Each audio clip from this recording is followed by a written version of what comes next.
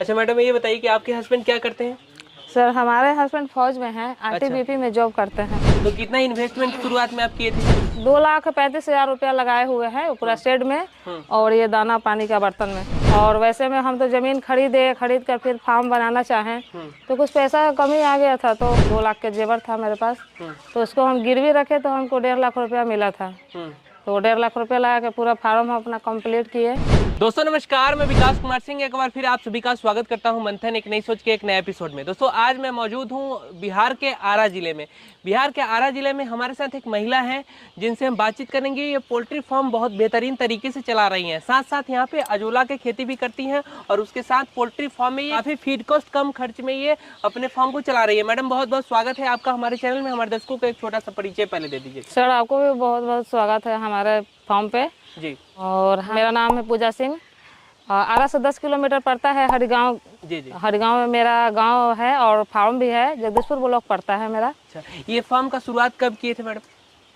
Sir हम 2022 में किए थे। 2022 में। कैसे आपने ये सोचा कि सोनाली मुर्गी पालन करना चाहिए? सर पहले तो हम कुछ सोचे नहीं थे। हमारे जो हस्बैंड है 15 कड़कनाथ मुर्गी लाए थे घर पे बच्चे को अंडा खाने के लिए। जी जी। तो थोड़ा घर में रखना तो पसंद नहीं था। लेकिन गांव में जो घूम कर बेचता है ना 5 रुपए का चिक्स, तो उससे हम 15-20 खरीदे थे, तो उन लोग को पालने में हमको थोड़ा अच्छा लगने लगा।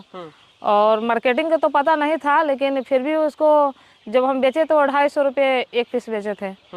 तो घर में जो कुछ कुछ खिला के पालते थे तो खर्च उतना लगा नहीं था, लेकिन 250 रुपया एक मुर्गा को हमको मिला तो हमको कुछ अच्छा लगा, फायदा बुझाया। तो हम सोचे कि काहे ना इसे और बढ़ाया जाए थोड़ा।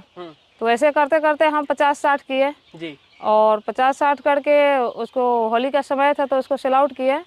तो हमको लगभग लगता है कि 20,000 रुपया के आसपास हमको फायदा हुआ था। 20,000 रुपये का प्रॉफिट उसमें हुआ। हाँ हुआ। चलेंगे थोड़ा सा फार्म के अंदर देखेंगे, यहाँ पे बहुत ज्यादा कड़क धूप है। अच्छा मैडम ये बताइए कि आपके हस्बैंड क्या करते हैं? सर हमारे हस्बैंड फौज में हैं, आईटीबीपी में जॉब करते हैं। हाँ हाँ जी। अच्छा, तो फिर वो जॉब करते थे और फिर आपने ये सोचा बैठे हुए क्या रहे हम भी कुछ करें, इस तरीके का आपने सोचा? जी पहले तो हम जब फार्मिंग जैसे करने का सोचे तो उतना नहीं थे, लेकिन प्रॉफिट बढ़ा तो धीरे धीरे इच्छा भी बढ़ने लगा। तो हम सोचे कि चलिए इसे थोड़ा बढ़ा दिया जाए।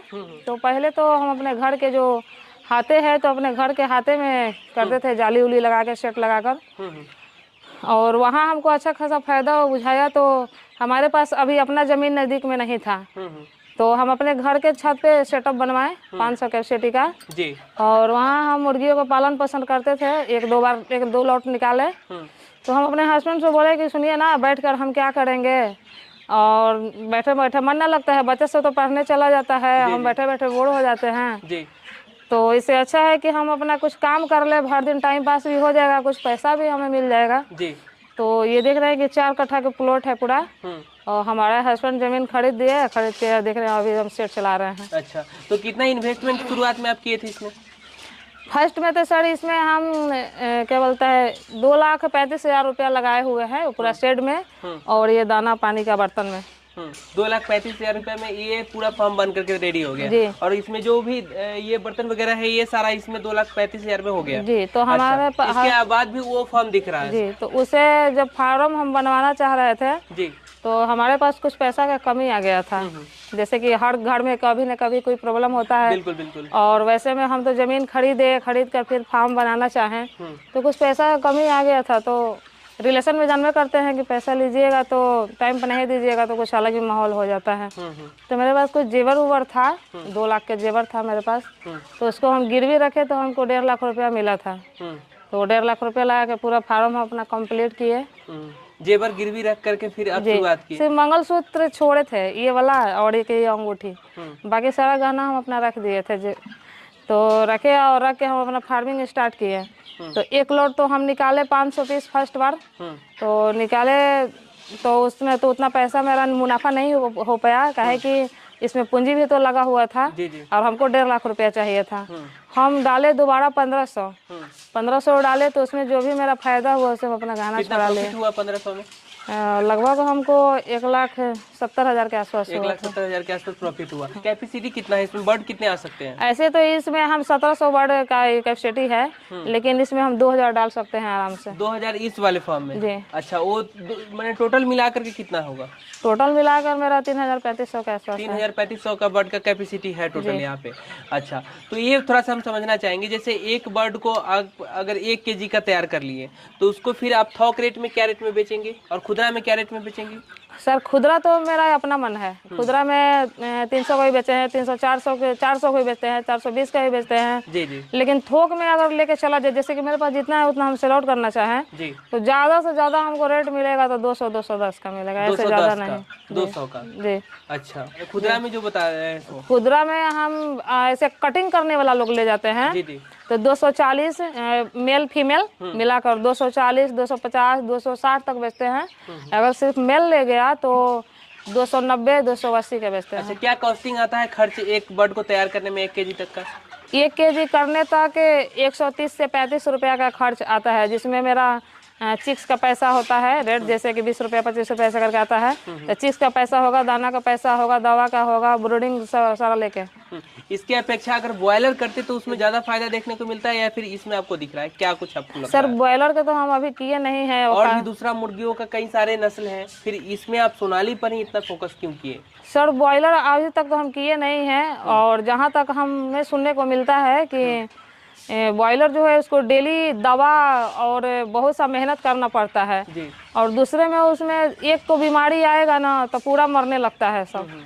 तो उसमें हमको कहीं ना कहीं बहुत लॉस नज़र आता है।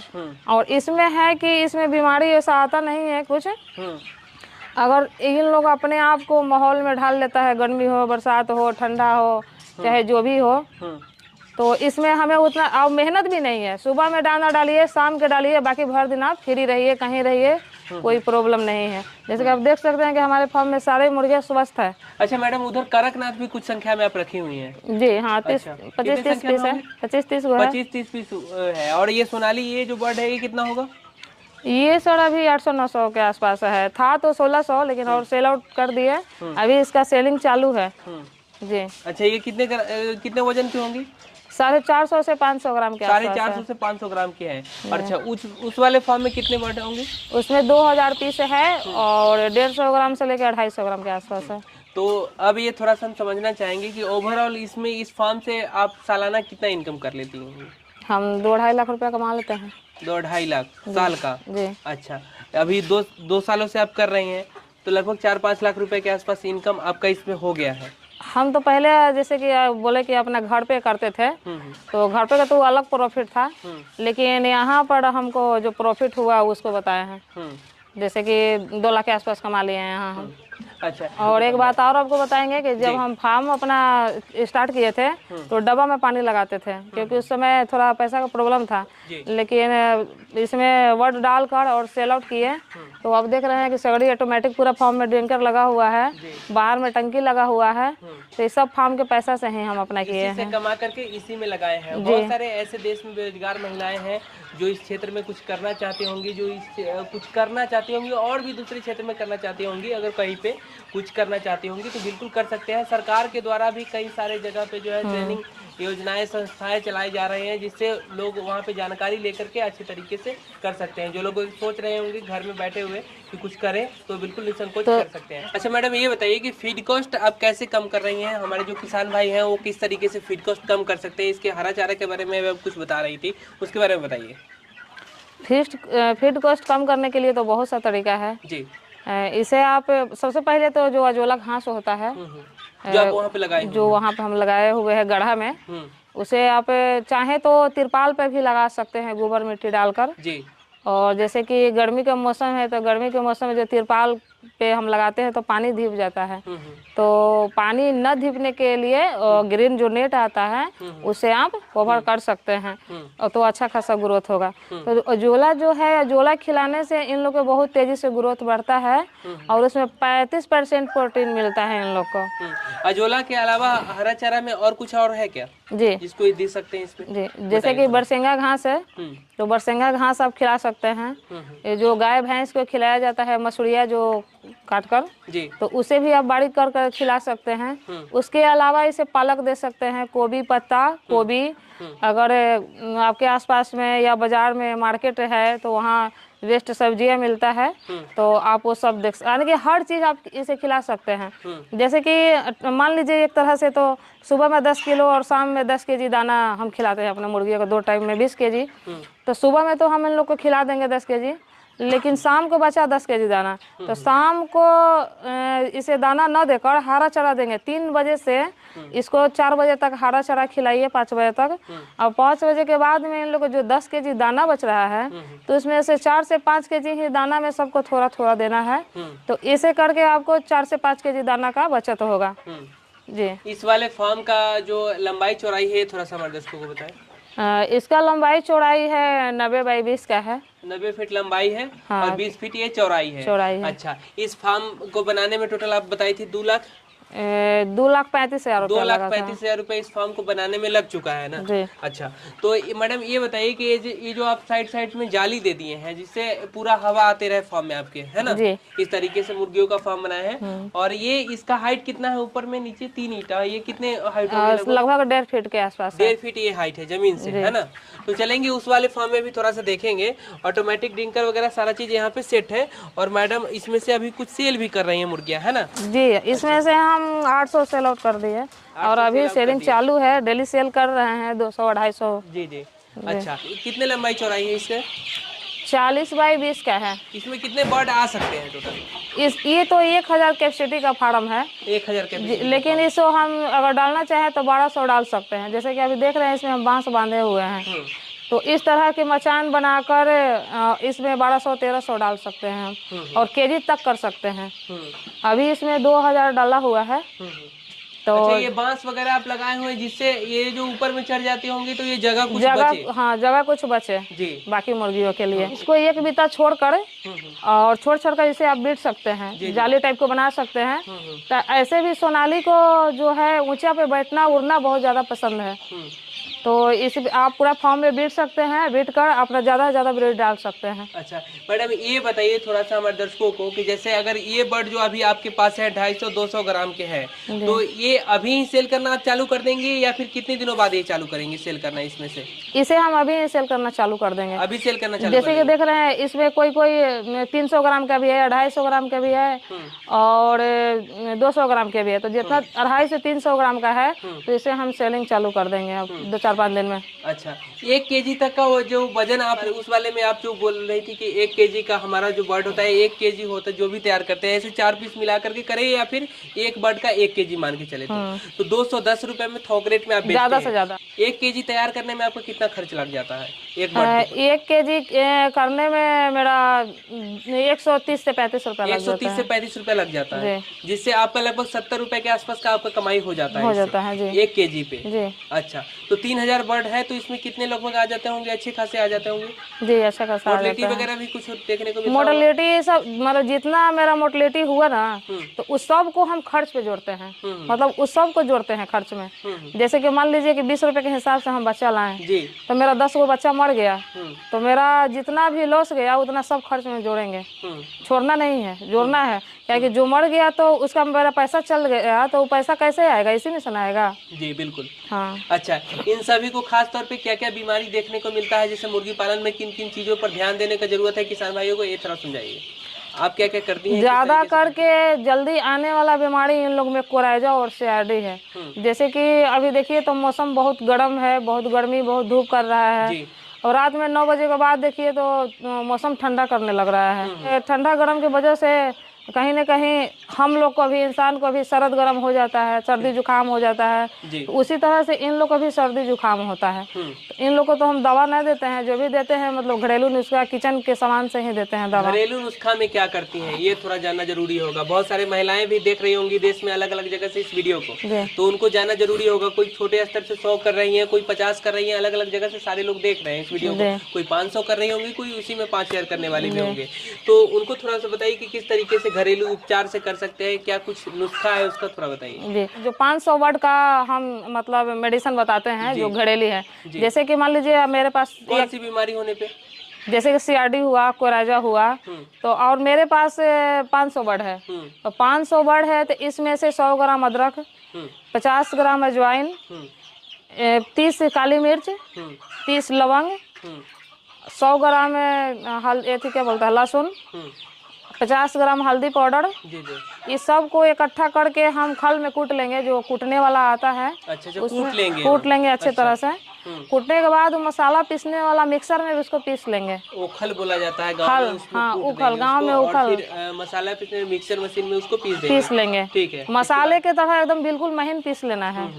पीसने के बाद फिर उसको 2 लीटर पानी लेंगे जी, और चूल्हे पे उसको 30 मिनट तक पकाएंगे। अच्छे तरह से चला पकाना है। जी जी।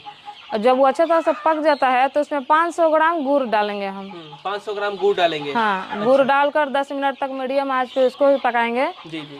और पकाकर अगर आपके पास ऑटो ड्रिंकर है तो उसे अच्छे से साफ सफाई पूरा करके और उसमें चारों पट्टी डाल देंगे उन लोग को पीने के लिए। अगर पानी डेली आप लगाते हैं डब्बा में, जैसे कि देखिए यहाँ पर लगा हुआ है, तो जैसे डेली का जो पानी लगता है उसी पानी में मिलाकर उसको लगा देना है पीने के लिए। उससे क्या क्या फायदा हो सकता है? उससे हमारे मुर्गिया का सर्दी जुकाम नहीं होगा, जो सीआरडी का बीमारी है, कोराजा का बीमारी है, नहीं होगा।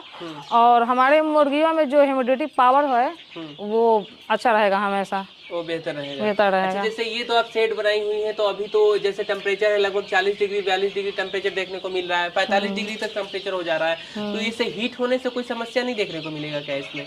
अभी तो कोई समस्या हम मेरे फार्म में देखने को नहीं मिल रहा है, क्योंकि देख रहे हैं कि एकदम खेतों के बीच बीच है, पूरा बधाड़ में है और जाली है, तो हवा हुआ आते रहता है। बहुत सारी जगह पे हम जाते हैं तो बहुत सारे लोग कहते हैं कि आप फार्म में इन नहीं कर सकते हैं, कोई दूसरे लोगों को नहीं आप इन करने दे सकते हैं, इस तरीके का भी देखने को मिलता है जी। क्या कुछ है उसमें, थोड़ा सा समझाइए उसका क्या करनी है सर। जैसे कि मान लीजिए कि हम फार्म किए हैं, तो हमारे फार्म के आसपास किसी को आने नहीं देना चाहिए। जैसे कि आना अच्छा नहीं होता है, हम लोग में से ही इन्फेक्शन फैलता है, हमारे मुर्गियों में बैक्टीरिया फैलता है। कोई दूसरे फार्म से आया हुआ है फिर इस फार्म में घुस जाए, हाँ, दूसरे फार्म का हो, बीमारी यहाँ पे आ जाए, हाँ, दूसरे फार्म का हो या हमारे घर के आसपास गांव का भी लेडीज जेंट्स कोई भी हो, तो उसको फार्म से दूरी बनाकर ही रखना है। बहुत लोग होता है कि फार्म देखने आता है, तो देखने आता है तो बाहर से ही देखिए और अलग से देखिए, फार्म में नहीं हिलना है, क्योंकि हम लोग में से ही इन लोग को इन्फेक्शन फैलता है। क्योंकि मुर्गी तो एक जगह है, लेकिन हम लोग बहुत सी जगह पे घूमते हैं, तो बहुत से बैक्टीरिया हम लोग के शरीर के ऊपर रहता है, तो इन लोग में बीमारी फैलता है। ये पूरा जगह आपको कितना एरिया है? 4 कट्ठा है पूरा। 4 कट्ठा पूरा है जी। और ये शेड कितने एरिया में बना हुआ है? ये शेड बना हुआ है 2 कट्ठा से थोड़ा ज्यादा ही में है। 2 कट्ठा से ज्यादा होगा। हाँ। अच्छा, बहुत सारे लोग तो अढ़ाई 3 कट्ठा के आसपास। अच्छा, सोनाली मुर्गी पालन खास तौर पे जाना जाता है फ्री रेंज के लिए, अंडे पर्पस के लिए, आपने वो नहीं किया?